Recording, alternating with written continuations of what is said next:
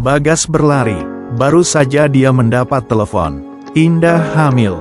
Dia tampak bahagia. Yang ditunggu-tunggu selama ini akhirnya terwujud. Langkahnya terhenti. Dia melihat 2 buah koper di bawah meja sebuah kafe yang sudah lama tutup. Tanpa banyak berpikir, dia mendekatinya, lalu membukanya. Dia terkejut bukan main. Tanpa perasaan bersalah, segera ditutup koper itu, lalu diambilnya. Lalu kembali berjalan menuju kontrakannya, seolah-olah tidak ada apa-apa. Ini semua salahmu, Gas. Kalau kau tidak mengambil koper itu, kita tidak akan dikejar-kejar polisi. Dari Jakarta ke pelosok Kalimantan. 3 hari aku kurang tidur, Gas. Perutku juga sudah terasa tidak nyaman. Keluh Indah yang mulai gelisah lagi. Kita bisa beli rumah, mobil, dan semuanya yang kita nikmati selama ini, dari uang itu. Lagian kita juga butuh uang untuk biaya persalinan anak kita. Suasana kembali hening. Tiba-tiba Bagas melihat sesuatu di balik kaca spion mobilnya. Tapi dia yang sejak kecil dibesarkan di Kalimantan tenang saja. Dan dia sudah memikirkan dari awal, resiko mengajak Indah yang sedang hamil, pergi ke Kalimantan. Tiba-tiba, Indah berteriak. Dia ketakutan sekali. Cepat Bagas injak gasnya. Meski Indah sudah pernah diceritakan, tapi akhirnya dia melihat langsung sosok Kuyang. Mengerikan sekali. Meski Bagas tidak takut, tapi dia memikirkan keselamatan istrinya. Segera dia menambah kecepatan mobilnya.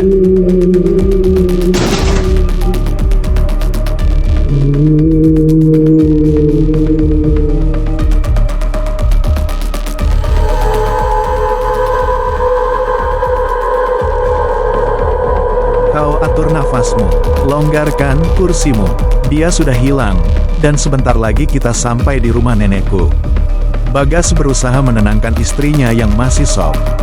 Setibanya di rumah nenek Bagas, Indah langsung bercerita semua pada neneknya. Nenek menyarankan agar besok pagi menemui kenalannya, seorang tetua adat. Karena mereka telah membuat marah Kuyang itu dengan menabraknya, maka Kuyang tidak akan melepaskan Indah. Sesampainya di sana, tetua adat itu sudah mengerti maksud kedatangan mereka bertiga. Dia menyarankan agar tetap berhati-hati meski dia sudah memberinya mereka jimat pengusir Kuyang. Dan yang penting, jangan mudah percaya dengan orang yang baru dijumpai. Sore harinya, sekembalinya dari rumah tetua adat, terlihat seorang wanita cantik di depan rumah nenek Bagas. Dia memperkenalkan diri. Dia bernama Dewi. Dia datang ke sini untuk menemui Bagas. Kata penduduk sekitar katanya cuma Bagas yang mempunyai mobil, dan dia ingin meminta bantuan Bagas untuk menjamper mobilnya yang mogok di tengah hutan. Oke, tapi aku mau mandi dulu. Silahkan masuk, kata Bagas. Dewi yang kelihatan ramah, tanpa sungkan masuk ke kamar Indah. Bahkan dia membuatkan teh hangat. Menjelang malam, Bagas mengantarkan Dewi untuk memperbaiki mobil Dewi di tengah hutan. Baru berjalan 10 menit tiba-tiba mobil Bagas mogok. Rupanya bahan bakarnya habis. Karena tak mungkin meninggalkan Dewi dan mobilnya di pinggir hutan, akhirnya Dewi layang kembali ke desa untuk meminta bantuan penduduk. Ketika sedang melamun menunggu di mobil, Bagas melihat Kuyang terbang. Seketika dia berlari menuju desa. Dia mengkhawatirkan istrinya. Kuyang terlihat marah. Di kamar Indah tidak ada orang. Ternyata rencananya gagal.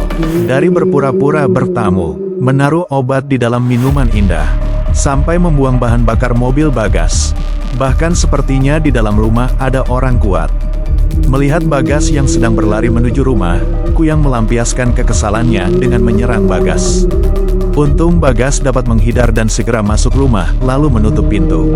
Entah kemana perginya Kuyang, tiba-tiba rombongan polisi sudah berada di rumah nenek Bagas. Karena nasihat neneknya, kalau memang tidak bersalah pasti akan bebas. Kamu hanya menemukan koper, bukan mencurinya. Akhirnya Bagas menyerahkan diri.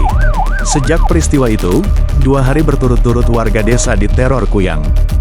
Dia murka, tubuhnya hilang. Ternyata waktu itu, ada penduduk desa yang melihat tubuh wanita tanpa kepala di pinggir hutan. Lalu dia bersama warga yang lain, membuang tubuh wanita tanpa kepala itu ke sungai. Yang tentu saja setelah diberi jimat agar Kuyang tidak bisa menemukan tubuhnya. Setelah hanya menjadi saksi sebuah kasus suap, Bagas dibebaskan. Rumah dan mobil mewahnya disita. Tetapi kini dia dapat membeli rumah sendiri berkat kerja kerasnya. Dan tentu saja, berkat satu koper yang dia sembunyikan.